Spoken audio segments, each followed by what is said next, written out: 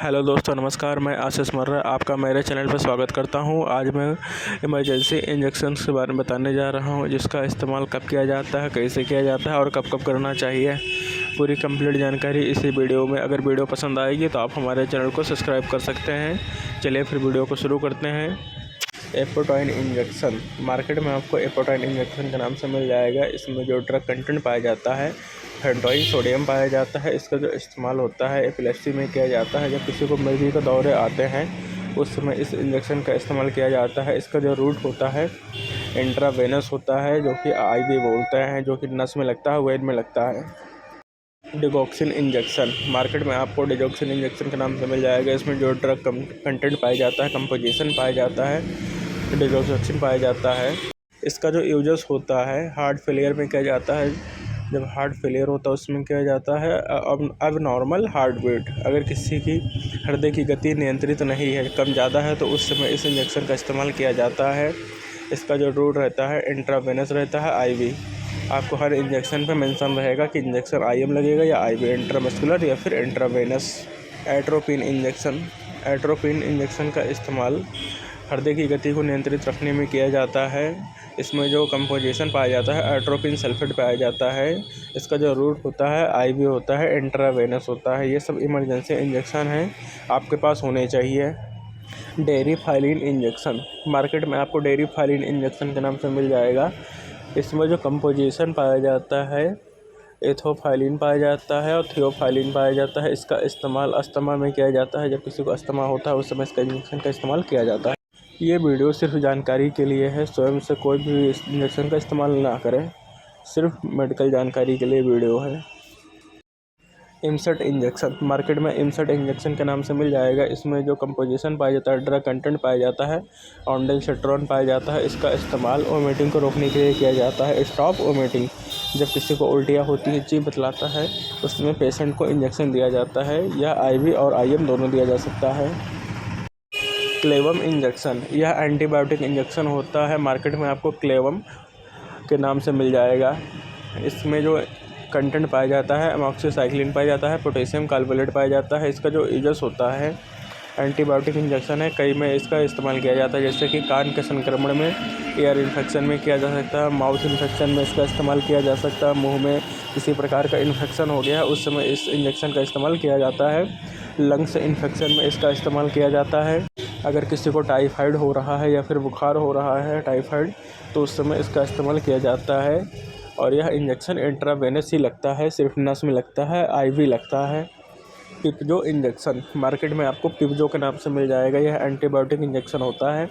इसका भी इस्तेमाल जॉन्डिस में किया जाता है, जब पीलिया हो जाता है उस समय किया जाता है, टाइफाइड में किया जाता है, या फिर किसी को यूटीआई इन्फेक्शन है, अगर यूरिनरी ट्रैक्ट इन्फेक्शन है तो उस समय इसका इस्तेमाल वहाँ पे किया जाता है। फीमेल्स में बहुत ही ज़्यादा देखने को मिलता है।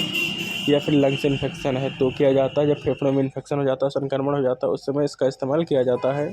इसका जो रूट होता है आईवी दिया जाता है, इंट्रावेनस दिया जाता है। इसमें जो ड्रग पाया जाता है पेनिसिलिन पाया जाता है और टाइजोबैक्टम पाया जाता है।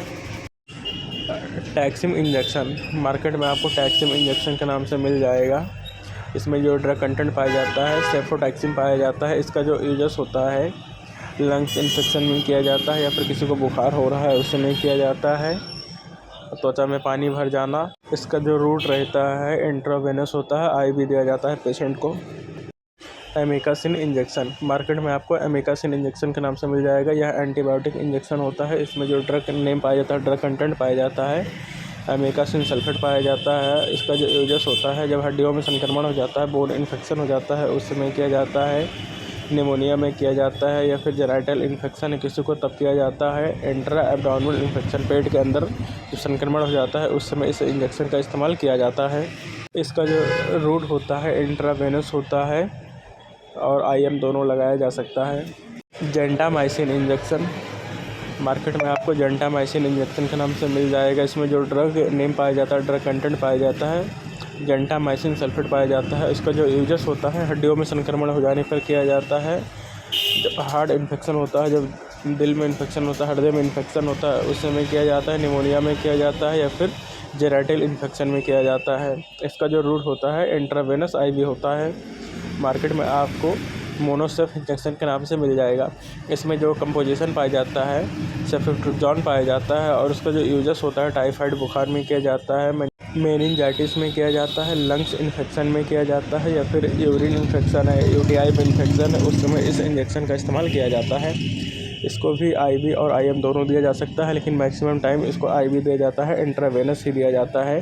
नेक्स्ट इंजेक्शन है हमारा बीटा एसपी इंजेक्शन। मार्केट में आपको बीटा एसपी के नाम से मिल जाएगा। इसमें जो कंपोजिशन पाया जाता है बीटा मेथासोन पाया जाता है। इसका भी यूज़ एलर्जी में किया जाता है, स्वेलिंग में किया जाता है, या फिर किसी को सांस लेने में समस्या हो रही है उस समय इस इंजेक्शन का इस्तेमाल किया जाता है। इसका जो रूट होता है आईवी होता है, इंट्रावेनस होता है। डेक्सोना इंजेक्शन, मार्केट में आपको डेक्सोना के नाम से मिल जाएगा। इसमें जो कंपोजिशन पाया जाता है डेक्सा मेथासोन पाया जाता है और इसका भी इस्तेमाल एलर्जी में किया जाता है, सांस लेने में किसी को समस्या है, ब्रीथिंग प्रॉब्लम है उस समय किया जाता है। इसका जो रूट होता है आईवी होता है, इंट्रावेनस होता है और इसका इस्तेमाल अर्थराइटिस में भी किया जाता है।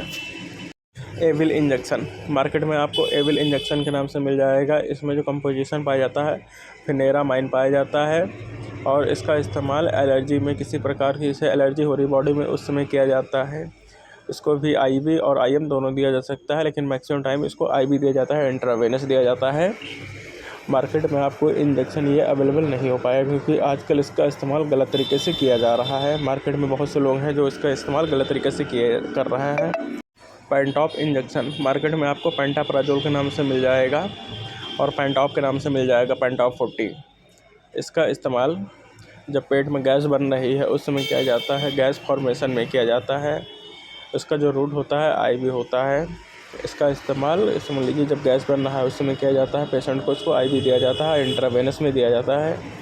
मेट्रोजिल इंजेक्शन यह 100 ml में आपको मिल जाएगा। इसमें जो कंपोजिशन पाया जाता है मेट्रोनिडाजोल पाया जाता है और इसका जो इस्तेमाल होता है दस्त को रोकने में किया जाता है। जब किसी को लूज मोशन हो रहा हो उसमें मेट्रोजिल बहुत अच्छा काम करता है, या फिर पेट में इन्फेक्शन हो गया है, स्टमक इन्फेक्शन हो गया है उस समय इसका इस्तेमाल किया जाता है। अगर किसी को फूड पॉइजनिंग हो जाती है उस समय भी मेट्रोजिल लगाया जाता है। यह 100 ml में आता है और इसका जो रूट होता है आईवी होता है, इंट्रावेनस हमेशा दिया जाएगा। एसी लॉक इंजेक्शन, मार्केट में आपको एसी लॉक के नाम से मिल जाएगा। इसमें जो कंपोजिशन पाया जाता है रेनिटिडीन पाया जाता है। इसका इस्तेमाल भी पेट में अगर गैस बन रही है या गैस बन गई है उस समय इसका इस्तेमाल किया जाता है। इसका भी आईवी और आईएम दोनों लगाया जा सकता है। यह 2 ml का एम्प्यूल होता है, मार्केट में ईजिली अवेलेबल हो जाएगा। इंसुलेट इंजेक्शन, मार्केट में आपको इंसुलेट के नाम से मिल जाएगा। इसमें जो कंपोजिशन पाया जाता है एथेम सेलेट पाया जाता है और इसका इस्तेमाल ब्लीडिंग को रोकने के लिए किया जाता है। अगर किसी को ब्लीडिंग हो रही है तो उस समय इस इंजेक्शन का इस्तेमाल किया जाएगा। ब्लीडिंग किसी प्रकार से भी हो सकती है, जैसे कि किसी को इंजरी हो गई है, रोड पे एक्सीडेंट हो गया है उस समय हो रही है, उस समय इसका इस्तेमाल किया जाएगा।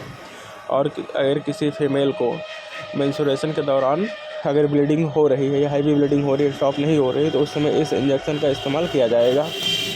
इसका जो रूट होता है आईवी दिया जाता है। डायनापार इंजेक्शन, मार्केट में आपको डायनापार के नाम से मिल जाएगा। इसमें जो कंपोजिशन पाया जाता है डाइक्लोफेनेक पाया जाता है। मार्केट में हो सकता है आपको अलग अलग नाम से कई प्रकार के इंजेक्शन मिले, उसमें आपको कंपोजिशन देखना है कि कौन सा कंपोजिशन पाया जा रहा है, उसी हिसाब से आप इंजेक्शन का अंदाज़ा लगा सकते हैं किसका इस्तेमाल किस में किया जाता है। जैसे डाइक्लोफेनेक का इस्तेमाल दर्द में किया जाता है। इसका जो इस्तेमाल होता है डाइक्लोफेनेक इंजेक्शन का इस्तेमाल स्टमक पेन में होता है, पेट दर्द में किया जाता है, या फिर बॉडी में किसी प्रकार का भी दर्द है, शरीर में जैसे हड्डी में दर्द है या आपके पेन में दर्द है, कहीं भी दर्द है, पेट में दर्द है, बॉडी में किसी प्रकार का भी दर्द हो, उस समय इस इंजेक्शन का इस्तेमाल किया जाता है। इसका जो रूट होता है आईएम दिया जाता है, इंट्रामस्कुलर दिया जाता है, मांस में दिया जाता है। दोस्तों, अगर आपको यह वीडियो हमारी पसंद आई हो तो आप हमारे चैनल को सब्सक्राइब कर लीजिए। मिलते हैं फिर नेक्स्ट वीडियो में अच्छी इन्फॉर्मेशन के साथ में। Please subscribe to my channel and share this video.